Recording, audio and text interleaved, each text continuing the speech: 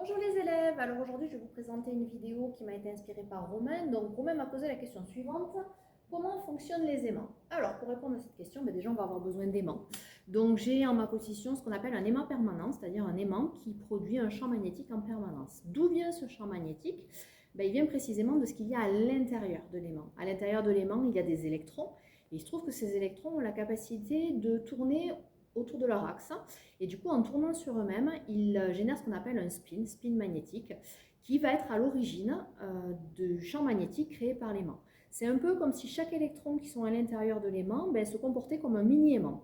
Lorsque ces mini-aimants sont parfaitement alignés, cela génère un champ magnétique, et c'est le cas des aimants permanents comme celui que j'ai dans la main. Alors pour se rendre compte qu'un champ magnétique existe bien dans l'aimant que je tiens, il me suffit de rapprocher un des pôles de l'aimant. Donc vous avez en rouge ce qu'on appelle le pôle nord et en bleu vous avez le pôle sud.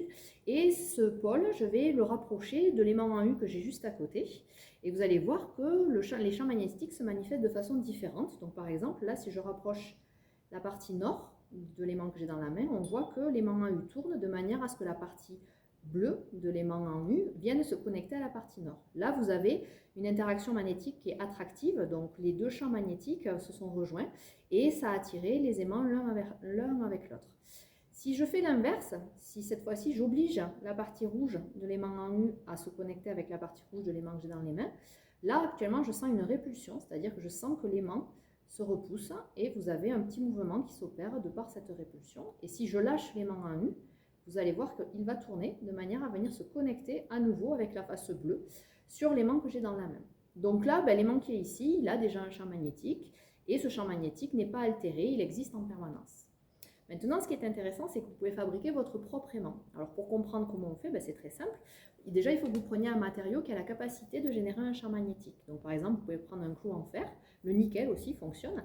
Donc ce clou en fer, actuellement, il a des électrons à l'intérieur de lui. Il a ces mêmes mini-aimants qu'il y a dans l'aimant permanent.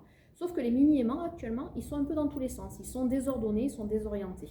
Du coup, si j'essaie de connecter mon clou et le trombone en fer qui est ici, et que je lâche, on voit que l'aimantation ne se fait pas, le clou et le trombone en fer ne se connectent pas. Par contre, ce que je peux faire, c'est que maintenant, je peux venir mettre le clou au niveau de l'aimant en U qu'on a ici, et on voit que le clou se connecte. Et là, le fait de faire ça, ça va permettre maintenant au trombone, qui n'arrivait pas tout à l'heure à être attiré par le clou, maintenant, il est attiré. En fait, ce qui s'est passé, c'est que lorsque j'ai mis le clou au contact de l'aimant en U, j'ai aligné les mini-aimants qui sont à l'intérieur du clou. Et donc, comme ils sont parfaitement alignés, ils sont en train de générer un champ magnétique. Et ce champ magnétique me permet de connecter le trombone au clou, chose que je ne pouvais pas faire avant. Et normalement, si on laisse suffisamment ce champ s'installer, si je décroche le clou de l'aimant, normalement, ce qui doit se passer, c'est que le trombone reste accroché pendant un petit moment, parce que ce champ magnétique ne va pas rester éternellement. Mais du coup, j'ai créé un mini champ magnétique au niveau du clou en fer qui n'en avait pas jusqu'à présent.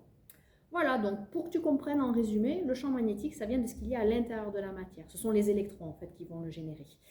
Pour des explications plus poussées, il va falloir que tu attendes quelques années, c'est la physique quantique qui va te répondre. Mais pour l'instant, on va s'en tenir à, les électrons à l'intérieur de la matière permettent, de par leur rotation, de générer un champ magnétique lorsque les spins générés par cette rotation sont parfaitement ordonnés à l'intérieur de la matière. Voilà comment on a le champ magnétique. Voilà, je te remercie pour ta question. Et puis pour les autres, vous savez où vous pouvez mettre les questions dans la petite boîte qui est à l'entrée de la salle et j'y répondrai dès que j'ai 5 minutes. Voilà, je vous dis au revoir.